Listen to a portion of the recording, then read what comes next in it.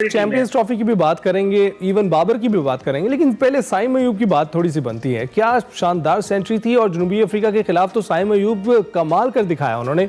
One day career की तीसरी century उन्होंने बनाई है, तो काफ़ी फॉर्म में नज़र आ रहे हैं। आपको साइम अयूब की परफॉर्मेंस और उनकी फॉर्म कैसी नज़र आ रही है?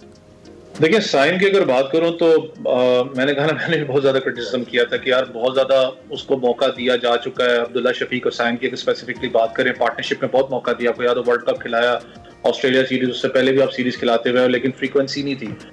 लेकिन जैसे जैसे टाइम गुजरा है, वो स्टेबलनेस अब आपको नजर आती है साइम अयूब के अंदर। आपको पिछले अगर मैच की बात करें, जहां पर पाकिस्तान को सबसे ज्यादा स्टेबल इनिंग्स की जरूरत थी, क्योंकि वो एक यंगस्टर है, 22 साल का लड़का है। आपको पता है स्टेबल इतना 22 साल का लड़का बहुत मुश्किल होता है, क्योंकि उसके टेम्परामेंट पे आप उसको कहो कि मैं काबू करके रखूं अपने आप को, क्योंकि जहां पर डॉट बॉल डिलीवरी ज्यादा होती है, ऑब्वियसली जब इतना यंगस्टर हो और खास करके उसका प्ले ऑफ स्टाइल ही बिल्कुल डिफरेंट हो, वो कोशिश करेगा मैं अटैकिंग फॉर्म ऑफ क्रिकेट खेलूं। लेकिन जब पिछले मैच की आप बात करें तो मुझे नजर आया कि उसकी जो स्ट्रोक्स की बात करें, बहुत सी ऐसी स्ट्रोक्स हैं जो उसको पसंद है खेलनी। जो आप बात करते हो मिड विकेट एरिया की, या लॉन्ग ऑन अपना साइड पे कर लें या स्क्वायर लेग पे करें, उसने उसको रोका है कि पता लग रहा था कि सीरियसनेस आ रही है, आहिस्ता आहिस्ता वो टेम्परामेंट उसके अंदर बहाल हो रहा है जो एक मैच्योर क्रिकेटर का होना चाहिए। इस मैच की भी आप बात करें तो स्टार्ट ऑफ द इनिंग्स आप देखें तो बड़ा स्लो अपना उसको लेके चला, लेकिन साइम अयूब के पास एक प्लस एडवांटेज ये है कि वो स्लो स्टार्ट जरूर करते हैं, लेकिन जब वो सेटल हो जाते हैं तो जो एवरेज जिसकी हम बात करते हैं ना कि स्ट्राइक रेट को मेंटेन करना, इकोनॉमी रेट को मेंटेन करना, वो बड़ी जल्दी इकोनॉमी रेट को मेंटेन करता है, क्योंकि उसका स्टाइल ऑफ प्ले बिल्कुल डिफरेंट हो जाता है। कल भी आपने वो चीज देखी है। वैसे हमने देखा तो है, उनकी परफॉर्मेंस भी हमारे सामने ही है। बाबर आजम और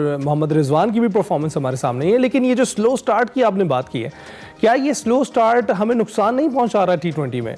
और हमारे तमाम खिलाड़ी स्लो स्टार्ट ही कर रहे हैं, बाबर आजम हो, मोहम्मद रिजवान हो, साइम अयूब हो, स्लो स्टार्ट करने की वजह से हम T20 में कारकर्दगी नहीं दिखा पा रहे हैं, मुसलसल वहाँ पर हम शिकस्त खुर्दा हैं। तो आप क्या लगता नहीं है कि कुछ हार्ड हिटर्स होने चाहिए हमारे पास जो पहले T20 का आगाज़ हमें बेहतर फराम कर सकें? देखिए, इस वक्त अगर T20 की बात करें तो आपके पास साल डेट पड़ा हुआ है T20 वर्ल्ड कप की तैयारी के लिए, तो आप सिर्फ चॉप्स एंड चेंजेस कर सकते हैं। आपकी बात बिल्कुल ठीक है कि T20 अगर मैं, क्योंकि हम 3 सीरीज, आपको पता ऑस्ट्रेलिया के खिलाफ 3 मैच आए, 2 हम साउथ अफ्रीका के खिलाफ आए, तो हमारी कोशिश होगी कि हम लोग थोड़े से बीच में इम्प्रोवाइजेशन उस प्लेयर्स की लेके हैं जिनका स्ट्राइक रेट ज्यादा होता है, क्योंकि T20 स्ट्राइक रेट की गेम है, उसके अंदर आपको स्ट्राइक रेट को मेंटेन करना पड़ता है। हमारा मसला जरूर रहा है, क्योंकि जब आप T20 की बात करें तो आपकी मिड ऑर्डर की बैटिंग देखते तो सेमनेस आपको बहुत ज्यादा नजर आती है। रिजवान बाबर आपको पता है सेम किस्म के प्लेयर है, वो आप ये नहीं कह सकते फ्रॉम द फर्स्ट को जो है वो बड़ी बाउंड्रीज की तरफ जाएंगे। आपका इस वक्त सारा का सारा ध्यान है चैंपियंस ट्रॉफी के लिए, क्योंकि आपका इसके बाद वेस्ट इंडीज के साथ सीरीज है पाकिस्तान में, उसके बाद आपकी ट्राई नेशन सीरीज, इसमें साउथ अफ्रीका, न्यूजीलैंड, पाकिस्तान ने खेलना है। वो बड़ी तगड़ी सीरीज आपकी होगी, क्योंकि वो इन तीनों टीमों के लिए इंपॉर्टेंट है, क्योंकि आगे चैंपियंस ट्रॉफी है। चैंपियंस ट्रॉफी में आपको जो बैटिंग कॉम्बिनेशन है उसको देखना है, क्योंकि आपका जो ओपनिंग डिपार्टमेंट अब्दुल्ला शफीक, मैंने कहा कि बहुत ज्यादा चांसेस नहीं है, लेकिन वो कंसिस्टेंटली फ्लॉप हुए अब्दुल्ला को, तो बेहतर है कि अब उनको रेस्ट देना चाहिए होगा आपको, कि उनको आप रेस्ट दें, थोड़ा सा उन्हें कहें कि आप जाके वापस डोमेस्टिक के अंदर परफॉर्म करें।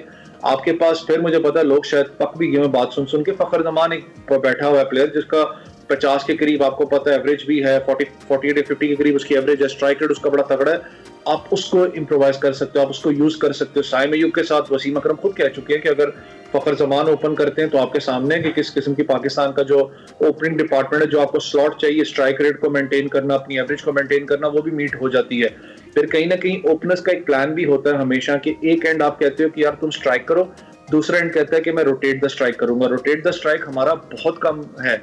ये वनडे क्रिकेट के अंदर आपकी बात बिल्कुल ठीक है, बेशक हम सीरीज जीते हैं, लेकिन हमारा कहीं ना कहीं मसला जरूर है कि हम लोग डॉट बॉल डिलीवरीज बहुत ज्यादा खेलते हैं, जो कि प्रेशर ज्यादा का ज्यादा आता है मिड ऑर्डर के ऊपर। फिर मिड ऑर्डर के अंदर आपके पास ऐसा कोई बैट्समैन मौजूद नहीं है। 5वें नंबर पर कामरान गुलाम ने बहुत अच्छी इनिंग्स खेली, नजर भी आया, बेशक तैयब ताहिर अच्छा खेल चुका है, लेकिन मैं एक बात कर रहा हूँ कंसिस्टेंटली जो आपको पता हो कि यार ये लड़का है जो जाके आपका स्ट्राइक रेट या इकोनॉमी रेट को मेंटेन कर सकता है। आपके पास वो बैट्समैन अभी भी इंस्टेबिलिटी नजर आती है, आपको वो स्टेबल करनी है पोजीशन 5 या 6 नंबर की। इरफान नियाजी की बात करें, उसको वो रोल में आप ला सकते हो आगे। शायद अगर आपको चेंज अगर आपको नजर आया डोमेस्टिक के अंदर कि यार एक लड़का है जिसको हम चैंपियंस ट्रॉफी, क्योंकि चैंपियंस ट्रॉफी में वक्त बहुत कम है, मोस्ट प्रोबेबली यही टीम आपकी होगी। मैंने कहा ना सिर्फ 1-2 चेंजेस मुझे लगता है कि चैंपियंस ट्रॉफी के लिए पाकिस्तान करेगा। राइट। तो फिर चैंपियंस ट्रॉफी की अगर बात करें, शेड्यूल के मुतालिक क्या खबरें हैं? और इंग्लैंड ने तो अपनी टीम अनाउंस कर दी है, जो कि ज़्यादा हैरत की बात नहीं है। आप बताएं कि हमारे स्क्वाड में कौन कौन शामिल होने वाला है?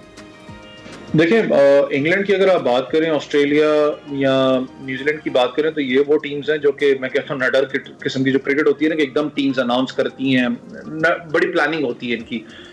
हमारा थोड़ा सा एक इशू जरूर रहता है कि जब भी कोई बड़ा टूर्नामेंट आता है, साल डेढ़ पहले आपको पता है टीम्स तैयारी करती हैं, उनको पता होता है कि यार ये स्क्वाड होगा जो जाके बड़े टूर्नामेंट में खेलेगा। हमें अभी तक, जैसे मैं आपसे बात कर रहा हूँ, कि मुझे नहीं पता कि हमारा ओपनिंग डिपार्टमेंट, साइम तो चले आपको नजर आ रहे हैं, दूसरे एंड पे कौन सा ओपनर होगा, क्या अब्दुल्ला शफीक के साथ ही कैरी ऑन करेंगे, क्या हमें चेंज करने की जरूरत है, मिडल ऑर्डर में क्या आपकी स्टेबिलिटी होगी। तो ये चीजें अभी भी चल रही है पाकिस्तान टीम में। इंग्लैंड की टीम अगर आप बात करें, आपको पता है बेसबॉल क्रिकेट इन्होंने ही इंट्रोड्यूस करवाई थी, जो स्क्वाड भी आप देख रहे हैं बड़ा तगड़ा आपको स्क्वाड नजर आता है। लेकिन फिर मैंने कहा विकेट्स बहुत डिफरेंट हैं। जब आप दुबई स्पोर्ट सिटी की विकेट की बात करते हैं, वहां पर टर्निंग ट्रैक है, वहां पर ज्यादा स्पिनर्स डोमिनेट करते हैं, वहां इतना फ्री फ्लो रन्स नहीं होते। पाकिस्तान में इस वक्त आप देखें तो पाकिस्तान के जितने भी स्टेडियम्स हैं, खास करके कराची, लाहौर, वो रेनोवेशन पे हैं, नए बन रहे हैं। किस तर्ज की पिच बनाई जाएगी, ये बड़ा एक कॉम्प्लिकेटेड चीज होगी यहाँ पर, क्योंकि किसी को भी नहीं पता। ऑब्वियसली सरफेस भी चेंज होगी, क्या हाई स्कोरिंग गेम्स आप देखेंगे, क्या फास्ट बॉलर फ्रेंडली विकेट्स देखेंगे, क्योंकि आजकल जो डिमांड क्रिकेट की है वो है हाई स्कोरिंग गेम्स की। तो देखने वाली बात है कि विकेट्स किस किस्म की बनेंगी, पिंडी की विकेट किस किस्म की बनती है। लेकिन अच्छी बात है चैंपियंस ट्रॉफी का स्केड्यूल की अगर बात करें तो अनअनाउंस्ड स्केड्यूल तो बहुत से लोगों के पास इस वक्त चल रहा है कि ये मैच होंगे, वो मैच होंगे, लेकिन सब कुछ तय पा चुका है। तो मैं खुद हैरान इसलिए अनाउंस नहीं किया गया हो, शायद आज जो उनसे अनाउंस हो जाना चाहिए अभी तक, क्योंकि देखें इसमें खाली मीडिया नहीं, यहाँ तक फैंस पर्सपेक्टिव की बात करें, लोग प्लान करते हैं मैच देखना है, टिकट्स लेते हैं, ट्रैवल प्लान होता है लोगों का। ये लिटरली बहुत ज्यादा लेट पहले ही हो चुका हुआ है। बिल्कुल बिल्कुल। तो अच्छा ये बताइएगा कि अब्दुल्ला की जगह आप किसी और को खिलाना चाहिए? फ़खर ज़मान की अक्सर तारीफ करते हैं लोग, आपने भी जिस तरह जिक्र किया, तो क्या आप उनको मौका देना चाहिए ताकि वो फॉर्म में आएँ और फिर साल बाद जब हमारा T20 मैचेस का सिलसिला शुरू हो तो उस वक्त वो परफॉर्म कर सकें? देखिए फ़खर ज़मान की अगर आप बात करें तो फ़खर ने डोमेस्टिक के अंदर भी आपको पता है कंसिस्टेंटली परफॉर्म करके आपको दिया है। इससे पहले अगर आप कल भी, क्योंकि जब आप वो साइम अयूब ने कल 2 मैचेस के अंदर परफॉर्म किया, मैन ऑफ द मैच का अवार्ड जब लिया था, आपको पता है कि फ़खर ज़मान की साइड पे पिक्चर चल रही थी कि वो इससे पहले आपको याद है फ़खर ज़मान ने 2 मैचेस के अंदर बैक टू बैक स्कोर किया था और पाकिस्तान को जितवाई थी सीरीज, और 200 स्कोर भी उसने साउथ अफ्रीका के खिलाफ किया था। इम्पैक्ट प्लेयर तो है। फिटनेस के इश्यूज ऑब्वियसली उसके थोड़े से रहे हैं, जो बीच में इन्होंने जो कहा था कि उसका फिटनेस का मसला, अगर फिटनेस का इशू होता, सवाल तो फिर ये होता है ना कि अगर आप फिटनेस का इशू था, फिर आप उसको जैसे टूर्नामेंट पिंडी के अंदर हो रहा है तो आपने उसको फिर टूर्नामेंट क्यों खिलाया? तो रिहैब के लिए लेके जाते। उस टूर्नामेंट में उसने जो 1-2 इनिंग्स खेली हैं, 2-3 इनिंग्स खेली हैं, जिसमें फ्री फ्लो उसने स्ट्रोक खेले हैं, किसी एंगल से नहीं लगा कि फिटनेस का इशू है।